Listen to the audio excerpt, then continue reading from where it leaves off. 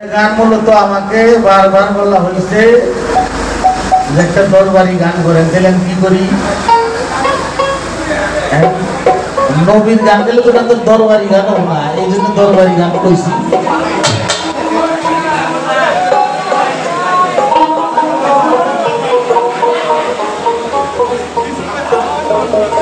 আর বন্দনা গান সহ 3টা বই নেয়, এমনি 3টা গান হয়েছে, 3টা না হইলে পরে 3টা হয়েছে আর কি।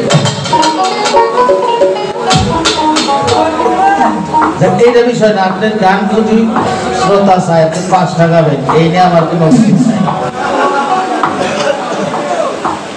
মূলত অনুরোধ করছিল বিদায় আমি একটা দরবারি গান গাওয়ার নেই, এই জন্য 3টা গান আমার গাইতে হয়েছে। এবার আমার পালা থেকে গান করার চেষ্টা করব। একটি প্রশ্ন হইল,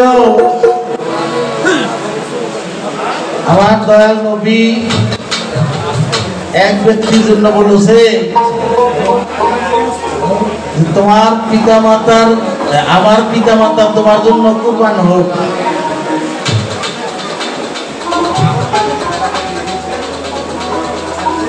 এটা কার জন্য বলেছিলেন? আরেকটি প্রশ্ন, সেই প্রশ্নটা বলতেছে যে আপনি যে জায়গায় প্রশ্ন করছেন আমি ওই জায়গায় প্রশ্ন করি, আমি যে জায়গায় প্রশ্ন করি ওই জায়গায় প্রশ্ন আপনি এই পালার মধ্যে করলেও না। আমি আপনার প্রশ্ন করব বেলাইতে, আপনি আমার প্রশ্ন করবেন নবুয়তে, আমার জায়গায় আপনি প্রশ্ন করলে হবো না। আপনি প্রশ্ন করছেন কি, মাওলা আলীকে যখন বাইন্দা নিল এক ব্যক্তি এসে বলল আপনি কি ছাগল হয়ে গেছেন, মেষ হয়ে গেছেন, আপনি হলেন শেরে আলী।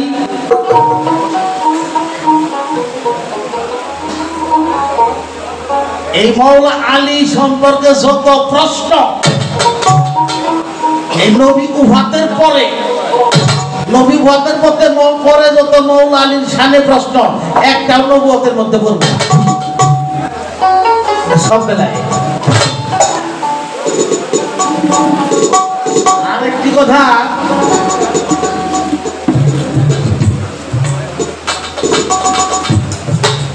যে মা আমি মা ফাতেমার ঘরে কিছু ঘটনা এগুলো দলিলে আছে, এগুলো অস্বীকার করার কোনো সুযোগ নাই।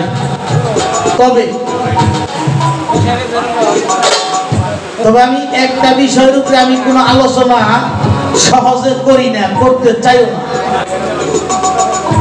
তার কারণ খেয়াল করে শুনবেন। আমার আল্লাহ বলেন কুরআনের মধ্যে, যারা বদরের যুদ্ধে অংশগ্রহণ করেছে ওই সাহাবীরা অবশ্যই অবশ্যই মুক্তিপ্রাপ্ত, তাদের নিয়ে তোমরা কোনো মন্তব্য করিও না।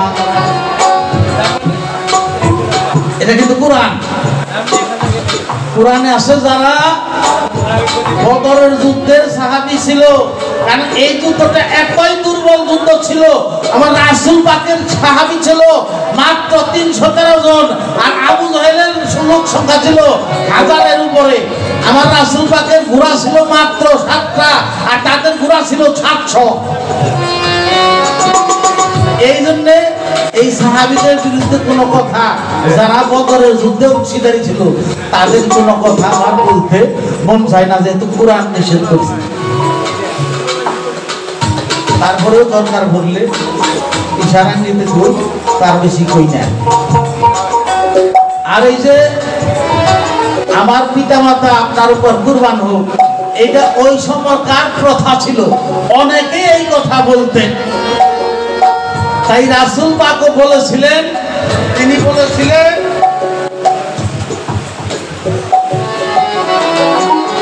সাদ ইবনে আবু ওয়াক্কাসকে উদ্দেশ্য করে বলেছিলেন, হে সাদ আবু ইবনে ওয়াক্কাস, আমার পিতামাতা তোমার জন্য কুরবান হোক।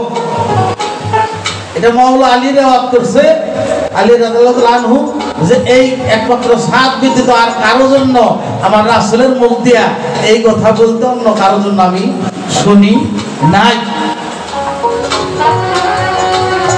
তবে আরেকটা দলিল পাওয়া যায়, এই হাদিসটা দুর্বল, তারপরেও কথা প্রাসঙ্গিক আমি বলি। একদিন আমার রাসূলে আম্বিয়ার ঘরে একজন মেহমান গেল চলিয়া। রাসূল বললেন, আপনাকে দাওয়াত দিলাম, থাকেন ঘরে বইয়া।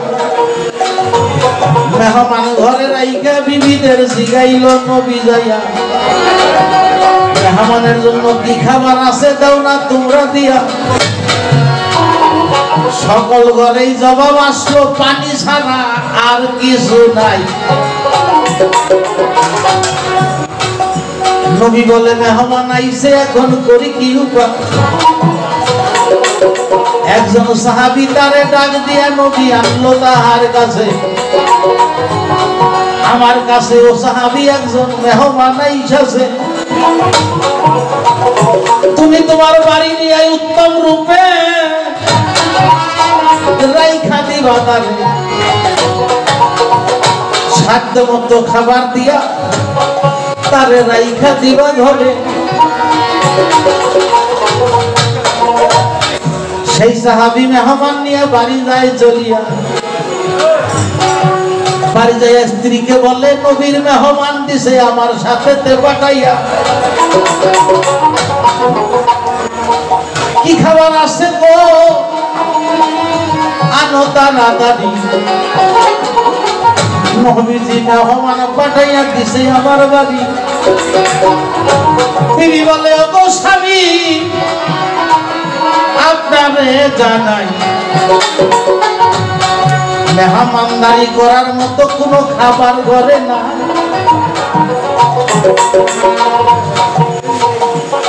আমার যে বাচ্চা আছে, এই সন্তানের কিছু খাবার গেছে রইয়া, এখন তারে না দিয়া এই মেহমানকে দিতে পারি, যদি অনুমতি দেন দিয়া। কথাটা খেয়াল করে শুনবেন। আমার তো ঘরে বাচ্চা আছে দুইজন, এই দুইজনের খাবার আছে, তাছাড়া কোনো খাবার নাই। এখানে এই সাহাবী বলতেছে, এই খাবার যে দিমু, উনি যদি বলে আপনি আপনার সাথে খান, মেহমান আসলে বলে না যে আপনিও সাথে খান, তাইলে কেমন বলে? এক বুদ্ধি করি কি, যে মেহমানের সামনেই খাবার যখন দিমু, দেওয়ার পরে বাতিটা নিবাই দেব, আপনি সাথে বসবেন দেখি, কিন্তু আপনার প্লেটে দেওয়ার আগে মেহমানদের দেবো আমি বাতি জ্বালাবো করে আর জ্বালাবো না, আপনার সাথে থাইকা চাকুম চুকুম করবেন, কিন্তু আপনার তো খাবার নাই যাই। উনি খাওয়া শেষ হইলে তখন আমি বাতি জ্বালাবো।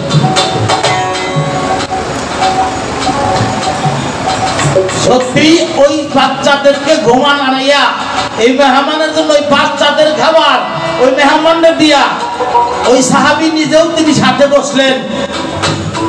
বসার পরে ওই মেহমানকে দেওয়া হইল, ওনার পাতে দেওয়ার আগেই বাতি বাড়িয়ে নিয়ে দিছে। ওই চাকুম চুকুম করে নিজেও মুখে শব্দ করে, কিন্তু খাবার তার কাছে নাই। যখন এই খাবার নাই, উনি আস্তে আস্তে আস্তে খাইয়া শেষ করছে, বুঝতে পারছে যে খাবার শেষ হয়েছে, তখন বাড়ি আলি বাতি জ্বালাই দিছে। এই ঘটনা দেখা আল্লাহ নিজে আইসা দিছে, আহারে আমার নবীকে কত ভালোবাসে। শুধু আইসা দেয় নাই, আল্লাহ কোরআন পাকে আয়াত নাযিল করছে দুইটা। সেই আয়াত দুইটা হলো সূরা হাসরের 9 নম্বর এবং 10 নম্বর আয়াত। এই সাহাবার নাম হইল আবু তালহা রাদিয়াল্লাহু আনহু। আমার নবী তার জন্য বলেছিল, তালহা তোমার জন্য আমার পিতা মাতা কুরবান করবে। এটা হলো ওই দেশে প্রবাদ বাক্য। শুধু তাই না, তালহা যখন সকালবেলা গেছে, যাওয়ার পরে আমার নবী বলতেছে, তালহা কি কাম করছো? তোমার ব্যবহারে আল্লাহ নিজে খুশি হইয়া আইসা দিছে এবং তোমার জন্য দেখো কুরআন নাযিল করছে। এই হলো বিষয়। বাবের কথা জোড়া গাথা দিলাম শেষ করিয়া মাওলা আলী বেলায়েতের শক্তি তাকে ছাগল দেয় বলিয়া বেলায়েতের শক্তি দিলে এত দুর্বল তা না। এখন এই প্রশ্নটা আপনি জবাব দিবেন। বেলায়েতের যে সর্দার শেরে খোদা, তারপরেও তাকে এই কথা বলার পর তিনি কিছুই কইল না, কারণ কি? তার আগে আরেকটি প্রশ্ন করছে যে ওই মাওলাইয়া মানলো না কেন? এগুলো সবই আপনার মধ্যে পড়া প্রশ্নগুলা। মাওলাই দিল নবী, নবীরে না মানা, যেটা কুরআন কইছে নবীরে না মানলে আল্লাহ তার সাথে যুদ্ধ করে।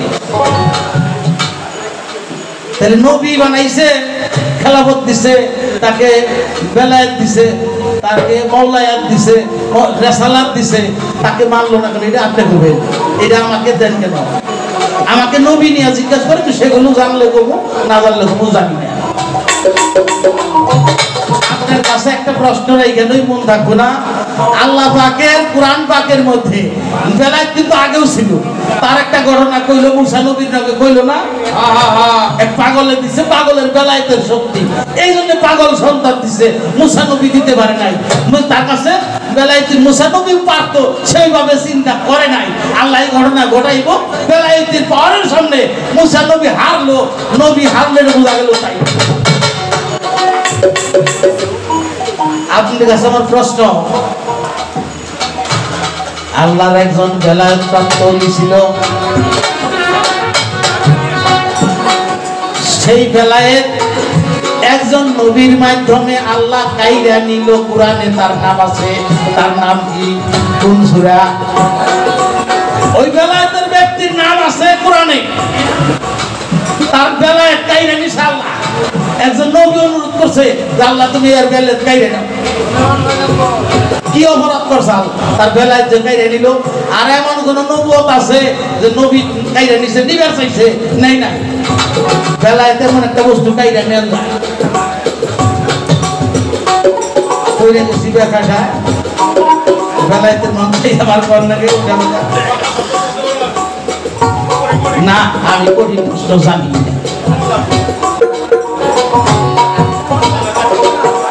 আরেকটা প্রশ্ন করি, এই যে বেলায়েত তো তাইলে নারী পুরুষ ভাগ নাই, তাই না? ভাগ আছে কি? না, বেলায়েত যেহেতু ব্যাগের নিয়ম না, তাইলে নামাজ নারীর দিকে আছে, পুরুষের দিকে আছে না? আছে। নারী পুরুষ রোজা পুরুষের জন্য আছে, নারীর জন্য আছে। হজ নারীর জন্য আছে, পুরুষের জন্য আছে।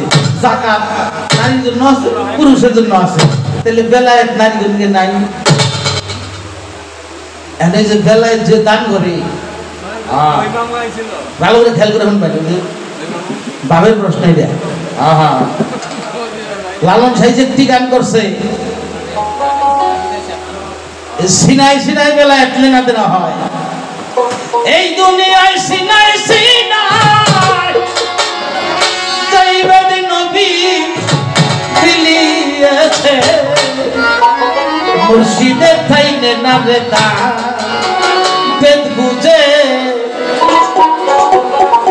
বুঝলাম, তাইলে এটা সিনাই সিনাই লেনদেন হয়। এখন আমি বাদ করছি আমার মুর্শিদের কাছে, আমার মুর্শিদের খুশি হয়েছে, আমার বুকে চাপ দিয়ে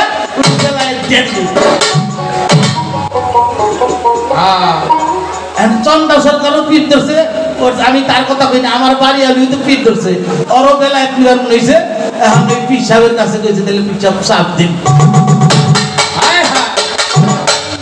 এখন কি চাপ দিলে পিঠের চামড়া থাকবো? শরীয়তে মানে তাহলে হে দিগু বেলায় কিভাবে নিব, কিভাবে দিব, এইটা ভাই।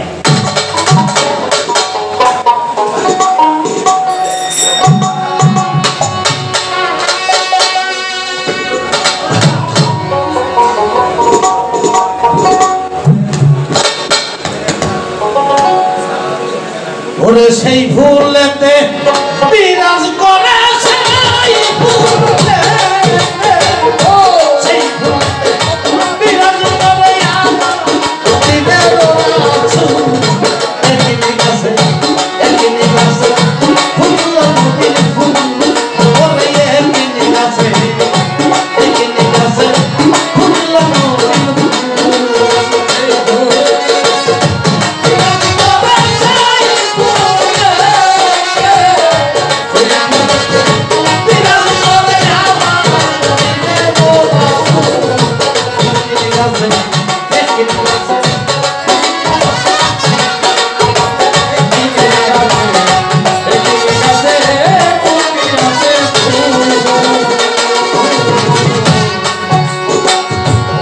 ইমাম হাসান হুসেন আলী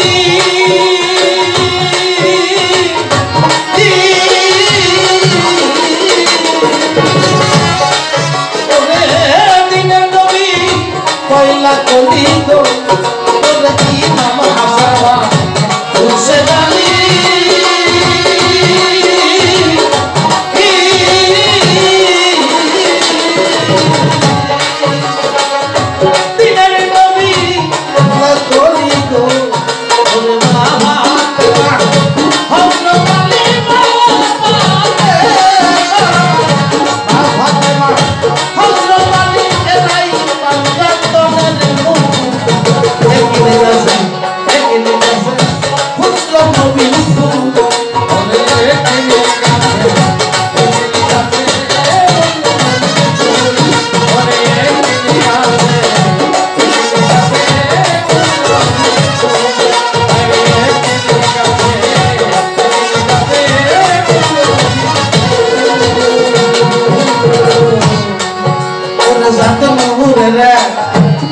ভ্রমণ হইয়া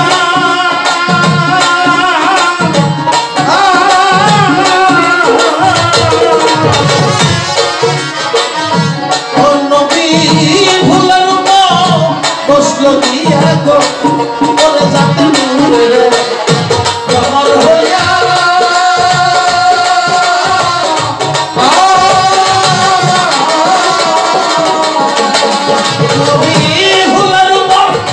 বসলো দিয়া গো ওরে ফুলের মতো আসলো দিয়া ফুলের মতো আসলো দিয়া মিনার নকশায় সমাকুল ফুলের মতো একদিন গাছে ফুটলো ফুলের ফুল ওরে একদিন গাছে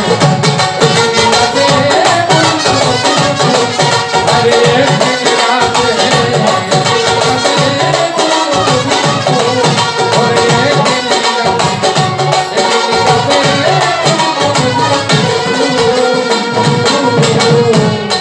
সেই ফুল মক্কাতে উদয় হইল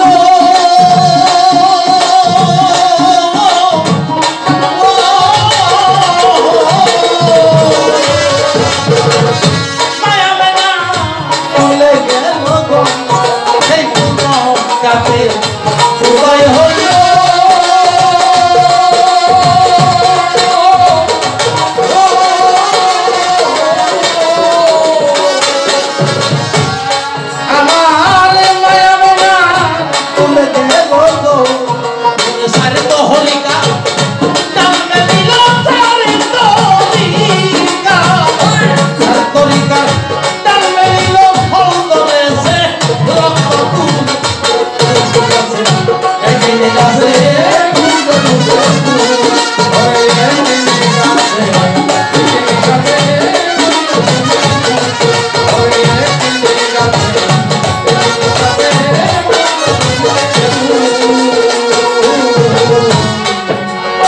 কত লোক সেই ফুলের গয়াছে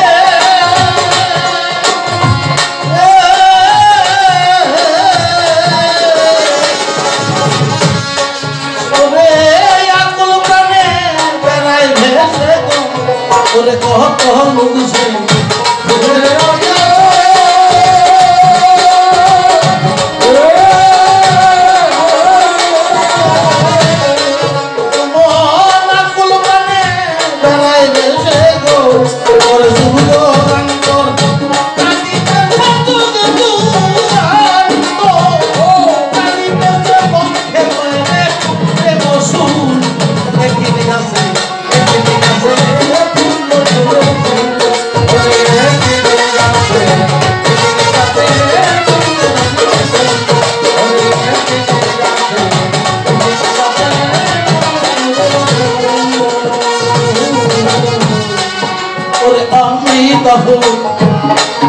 উজ্জ্বল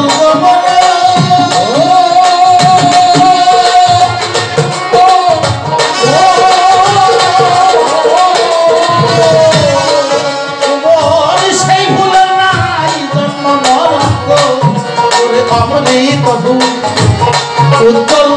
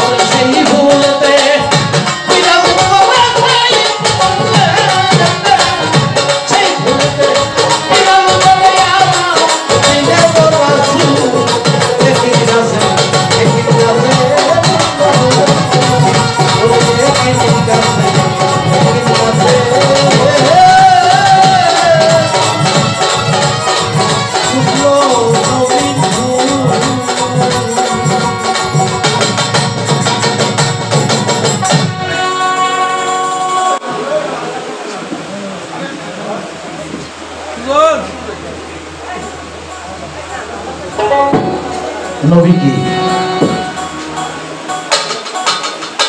জানের চাইতে সম্পদের চাইতে পিতা মাতার চাইতে বেশি ভালোবাসতে হবে। আর আমরা নবীর কথা কইলে বহু জায়গার থেকে মানুষ উঠে উঠে জায়গা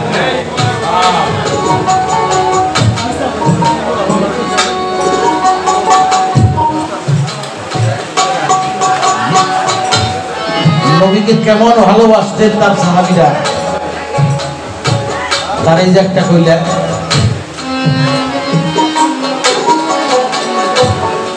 কোন এক যুদ্ধে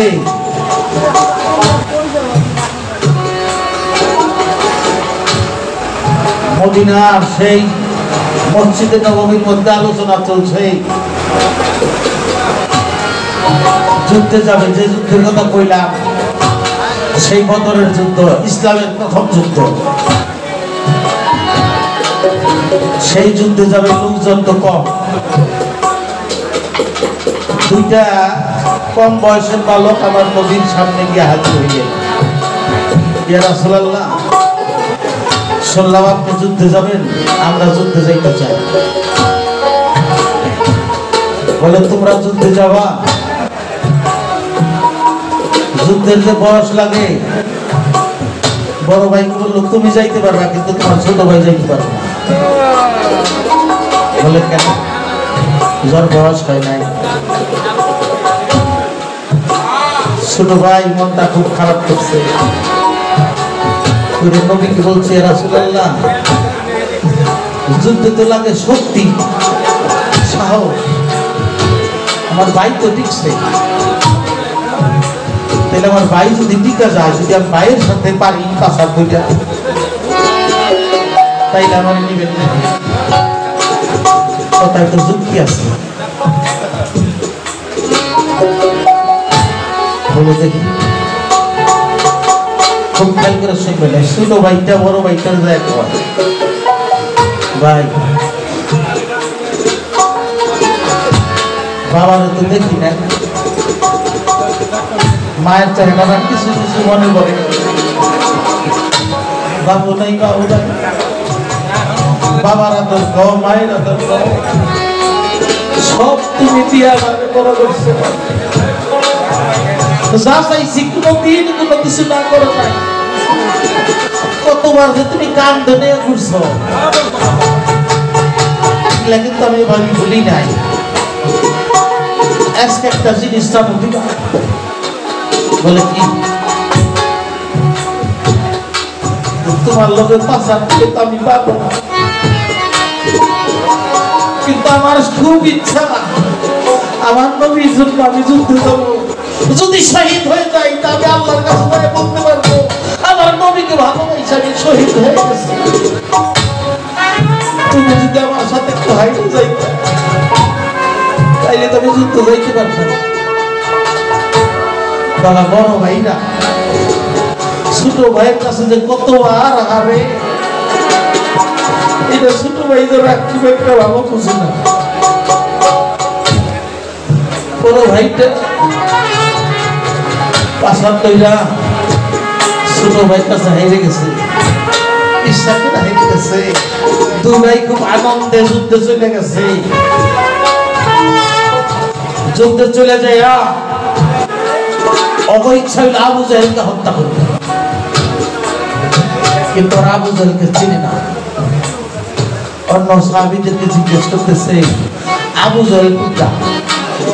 আমার নবীর সবথেকে বেশি কষ্ট দিছে এক সাহাবী দেয় দিছে, ওই যে ঘোড়ার উপরে সবচাইতে উঁচা মানুষটা, ওইটা আবু জাহেল। আবু জাহেল হইলো ঘোড়া, আর হইলো নিচে। ঘোড়ার মানুষের সাথে নিচের দিকে যুদ্ধ করা যায়, তরবারি যুদ্ধ। দুই ভাই বুদ্ধি করলো, দুইজন দুই মুর্দা যাইয়া দুই ভাই একবার আল্লাহু আকবার একটা যা কথা তাই কাজ। দুই ভাই দুই সাইডে যাইয়া আবু জাহেলের দুই পায়ের মধ্যে দুই ভাই একসাথে করতেছে আল্লাহু আকবার। আবু জাহেল ঘোড়া থেকে পড়ে গেছে, তার ছেলে ওই যুদ্ধে আসছে, ছেলে ডাক দিছে আমারে বাঁচা। ওই ছেলে দৌড়ে আইসা ওই দুই ভাইয়ের সাথে যুদ্ধ শুরু করতেছিল। যুদ্ধ করতে করতে ওই ছোট ভাইটা হাতের মধ্যে একটা কুমড়াই গা বাবা, হাতটা পড়ে গেছে, একটু মাংসের মধ্যে বাইরে রয়েছে, বাম হাতটা পড়ে গেছে, হাতটা এরকম ঝুলে, এক হাতেই যুদ্ধ করতেছে, এই হাতটা খুব কষ্ট দেয়, পাড়া দিয়া ধইরা টান দিয়া সিরা যুদ্ধ করতেছে। এমন সময় এক পাশরটা আইসা সেই ছোট ভাইটার পেটের মধ্যে তরবারি ঢুকাইতেছে।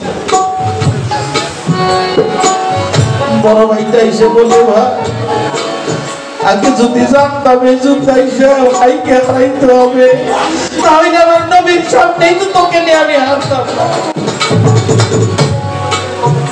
ছোট ভাইটা ও ভাই আমি চলে যাইতেছি, আমার কোনো সমস্যা নাই, আমার কোনো কষ্ট নাই, একটি বারের জন্য আমার যদি নবীকে সামনে পাইতাম, যদি আমার দোয়া নবীকে একটু দেখতে পারতাম।